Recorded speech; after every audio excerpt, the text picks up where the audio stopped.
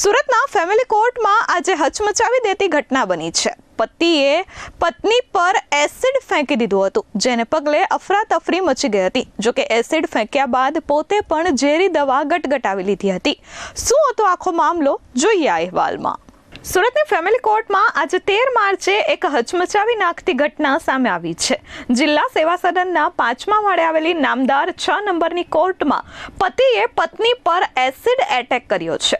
બંને દંપતીનો ભરણ પોષણનો કેસ ચાલતો હોવાથી બંને આવ્યા હતા।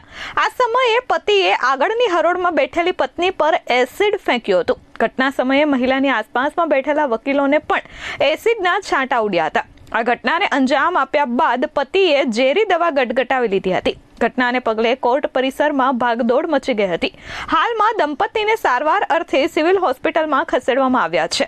આ મામલે પોલીસે સ્થળેથી એસિડની બોટલ સહિતની વસ્તુઓ જપ્ત કરી કાર્યવાહી કરી છે। ઘટનાને નજરે જોનારા વકીલોએ કહ્યું કે પતિએ પત્ની પર એસિડ ફેંકી દીધું હતું અને ત્યારબાદ પોતે કંઈક ઝેરી દવા જેવું પી લીધું હતું।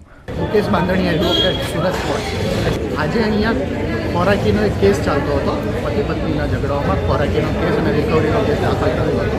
એમાં હું અરજદાર એડવોકેટ છું અને સામાવાળાએ આજે કોર્ટમાં અમે સમાધાન કરતા હતા એની સાથે, અને આજે કદાચ સારું બન્યું ઘટના કે જેમાં અમે સમાધાનમાં એ બધા જ કેસો વિડ્રો કરીને અમે ડાયવોર્સ પિટિશન મ્યુચ્યુઅલ કન્સેન્ટ દાખલ કરવાના હતા।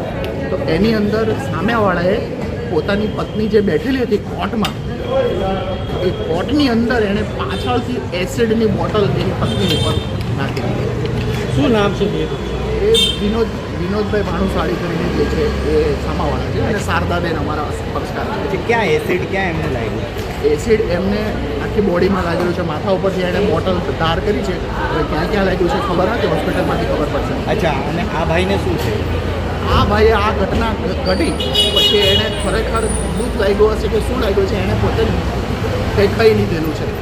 કેટલા ટાઈમથી આ ઝઘડો ચાલતો?